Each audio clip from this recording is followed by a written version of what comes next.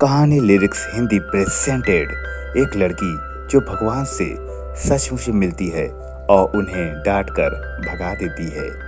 यह कहानी बहुत ही सुंदर है। अगर आपको कहानी पसंद आती है तो इसे लाइक और सब्सक्राइब करना ना भूलिएगा। एक बार मथुरा के निकट एक गांव में एक छोटी सी लड़की रहती थी। वृंदावन के निकट होने के कारण वहां से बहुत से लोग ठाकुर जी के दर्शन को चाहते थे। जब वो छोटी बच्ची 5 साल की हुई तो उसके घर वाले बाके बिहारी जी के दर्शन के लिए जा रहे थे। उस समय वाहन बहुत कम थे।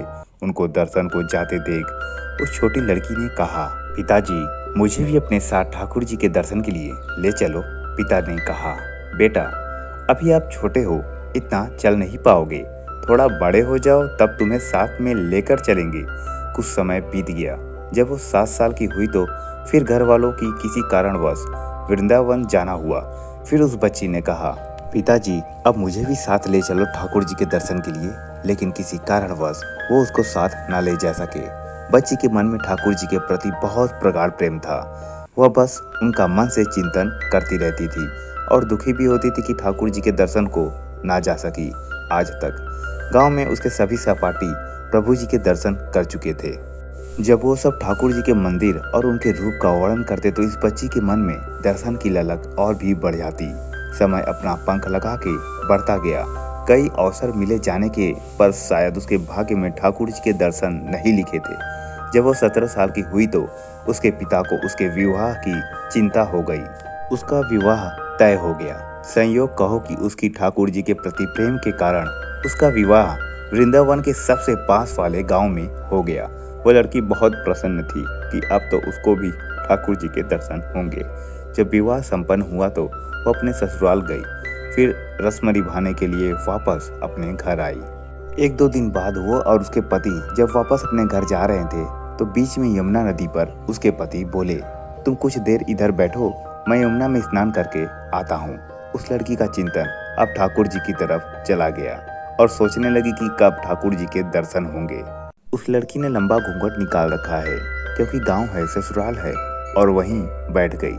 फिर वो मन ही मन विचार करने लगी कि देखो ठाकुर जी की कितनी कृपा है।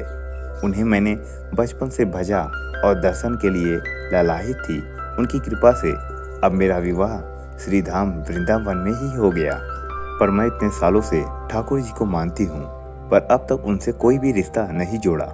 फिर सोचने लगी कि ठाकुर जी की उम्र क्या हो सकती है। मेरे हिसाब से लगभग 17 वर्ष के ही होंगे। मेरे पति 21 वर्ष के हैं। उनसे थोड़े ही छोटे होंगे, इसलिए वो मेरे पति के छोटे भाई की तरह हुए तो वो मेरे देवर की तरह हैं। लो, आज से ठाकुर जी मेरे देवर होंगे। अब तो ठाकुर जी से नया संबंध जोड़कर उसको बहुत प्रसन्नता हुई और मन ही मन ठाकुर जी से कहने लगी, ठाकुर जी आज से मैं आपकी भाभी और आप मेरे देवर हो गए।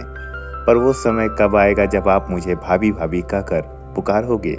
जब वो किशोरी ये सब सोच रही थी तभी एक किशोर अवस्था का सांवला सा लड़का उधर आ गया और कहने लगा, भाभी भाभी। लड़की अचानक अपने भाव से बाहर आई और सोचने लगी, वृंदावन में मैं तो नई हूँ, ये भाभी कहकर कौन बुला रहा है। वो नई थी इसलिए घूंघट उठाकर भी नहीं देखा कि गांव के किसी बड़े बूढ़े ने देख लिया तो बड़ी बदनामी होगी। जब वह बालक बार बार कहता पर वह उत्तर ही ना देती। बालक उसके पास आया और कहा, भाभी नेक अपना चेहरा तो दिखा दे। अब वह सोचने लगी, अरे यह बालक तो बहुत जिद कर रहा है, इसलिए उसने और कस के अपना घूंघट पकड़कर बैठ गई कि कहीं घूंघट उठाकर देख न ले। भाभी आपने ये पर्दा क्यों रखा है, हम तो आपके देवर हैं। उस लड़की ने उसको एक नज़र देखा, फिर कहा, नहीं हम आपको नहीं जानते, और घूंघट ओढ़ लिया। नहीं नहीं, हम आपको जानते हैं, आप उस गांव के हो ना, बस कुछ ही दूर में हमारा घर है। भाभी अपना चेहरा तो दिखाओ। जब कह दिया ना हम आपको नहीं जानते, इनको पता चल गया ना तो बहुत मार पड़ेगी। भाभी आप तो नाराज हो रही हो, देखो हम आपके इतने प्यारे देवर हैं, आपसे मिलने के लिए इतनी दूर तक आ गए हैं और आप हो कि बात ही नहीं कर रहे हो। क्यों, आप हमसे मिलना नहीं चाहते थे। और इतना कहते ही उस लड़के ने घूंघट खींच लिया और चेहरा देखा और भाग गया। थोड़ी देर बाद उसका पति भी आ गया। उसने अपने पति को सब बात कही। पति बोला, चिंता मत करो, वृंदावन बहुत बड़ा थोड़ी ना है, कभी भी किसी गली में लड़का मिल गया ना तो हड्डी पसली एक कर दूंगा, फिर कभी भी ऐसा नहीं कर सकेगा। तुम्हें जब भी और जहाँ भी दिखे मुझे जरूर बताना। फिर दोनों घर चले गए। कुछ दिन बाद उसकी सासू माँ ने अपने बेटे से कहा, बेटा देख तेरा विवाह हो गया है और बहू मायके से भी आ गई है, पर तुम दोनों अभी तक बाके बिहारी जी के दर्शन के लिए नहीं गए। कल तुम जाकर बहू को ठाकुर जी के दर्शन करा कर लाना। अगले दिन दोनों पति और पत्नी ठाकुर जी के दर्शन के लिए मंदिर जाते हैं। मंदिर में बहुत भीड़ थी।